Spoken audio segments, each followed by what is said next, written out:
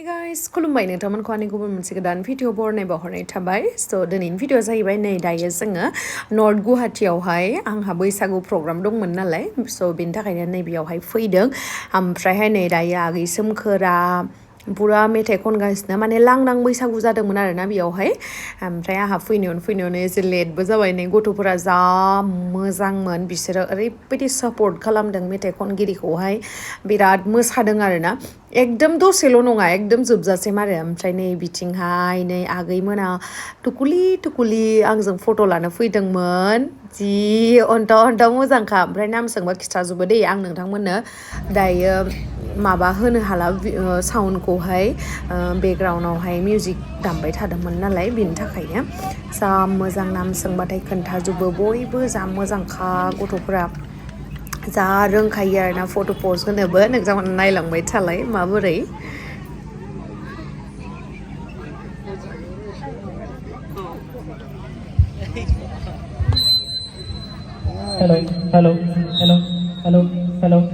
Hello, my check. Hello.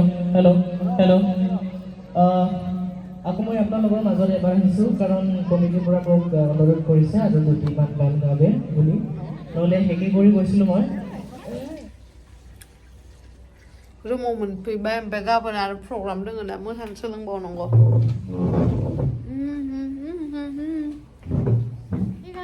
खुलुमबाय नोंथांमोनखौ आंनि गुबुन मोनसे गोदान भिडिअ फरायनाय हरनाय थाबाय दिनैनि भिडिअआ जाहैबाय दिनैहाय आं नोंथांमोननो ओरैबायदि मोनसे इम्परटेन्ट टपिकनि सायावहाय सावरायगोन जों हिन्जाव माहारिया गोबां प्रब्लेम्सफोर सोमजियो नङा होमबा बेनिनो गेजेरावहाय नैबे जिनिसा ओरैबायदि मोनसे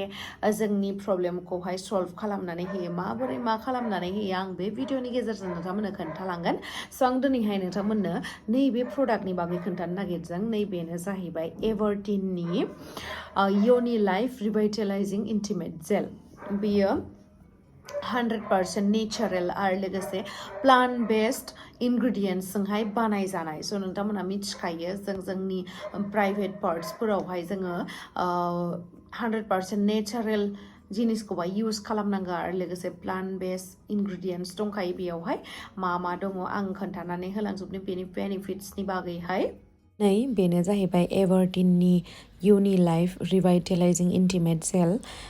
बेनि पेकेजिंआ बेबायदि आरो ओमफ्राय बेनि सिङावनो गासैबो लेखाफोरा दंजोबखायो माबोरै मा इउज खालामनांगौ मा नांगौ बिराद मोजां बे जिनिसा जों जुदि नैबे जिनिसखौहाय इउज खालामो इन्टिमेट एरियायावहाय अब्लाना जोंहा मासोला स्ट्रं जागोन इनफेक्सन जानाय नङा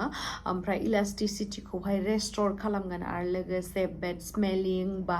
ड्राइनेस इचिं बिदि जानाय नङा रेडनेस बा रासेस बेफोरबायदिबो जानाय नङा आरोना बिराद मोजां जिनिस बियो ओमफ्राय बेखौहाय माबोरैहाय इउज खालामनांगौ आं नोंथांमोननो खोन्थानानै होनि नोंथांमोना बेखौहाय इउज खालामनायनि सिगां मोजाङै क्लिन दैजोंहाय हेन्ड वाश खालामनानै लाबानो जाबाय ओमफ्राय इन्टिमेट एरियाखौबो मोजाङै वाश खालामनानै लाबानो जाबाय ओमफ्राय बेनि उनावहाय नैबे जेलखौहाय नोंथांमोना 2-3 ग्रामसो दिहुननानै लाबाय ओमफ्रायहाय नोंथांमोना स्क्वाटिं पजिशनावहाय थानांगौ ओमफ्राय थानानैहाय मोजाङै मासाज खालामनांगौ ओमफ्राय बेखौहाय नोंथांमोना फुलि एबजर्ब जानो थाखाय नोंथांमोना दोननानै होनांगौ जेब्लानोखि स्किनावहाय मोजाङै एबजर्ब जायो नोंथांमोना अब्लाना बेखौहाय वाश खालामबानो जाबाय आरो नोंथांमोना बेखौहाय मासाजखौहाय सार्कुलार मसनावहाय खालामनो हांगौ आरोना नैबे फिंगार टिपावहाय जेलखौ लानानैहाय ओमफ्राय बेयावहाय बेल' नङा गोबां बेनिफिट्स दङ बेयावहाय नोंथांमोना बेयावहाय गासैबो डिटेल्सफोरखौ लिरनाय दंजोबो आरोना आंनि लिरनायखौ जुदि बावोबा नोंथांमोना बेयावहाय नायनो हागोन आरो बेखौहाय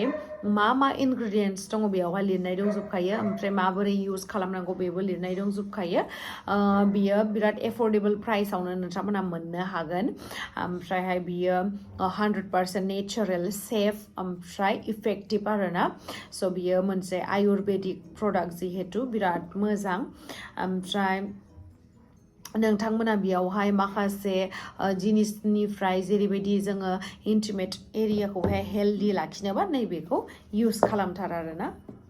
स' बेफोरबायदिनो नोंथांमोना डेइलि ट्वाइस खेबनै इउज खालामनांगौ अब्लानो नोंथांमोना हेल्दि लाइफ थानो हागोन आरो लोगोसे नोंथांमोननि इन्टिमेट एरियाया फुलि रेस्ट'र जागोन इलास्टिसिटिया जिहेतु जोंना आफ्टार प्रेगनेन्सि मोनसे प्रब्लेम नुजायो नङा होमबा इलास्टिसिटिनि स' बेबो मोजाङै रेस्ट'र जागोन आरो लोगोसे मासोलफोरा स्ट्रं जागोन स' गोबां हिन्जाव माहारिफोरानो बेफोरबायदि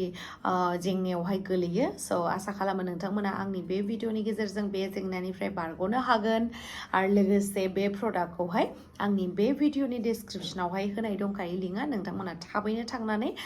बे प्रडाक्टखौहाय अर्डार खालामदो आरो लोगोसे इउज खालामदो इउज खालामनानै माबोरै मोनो आंनो खोन्थाहरनो दाबाव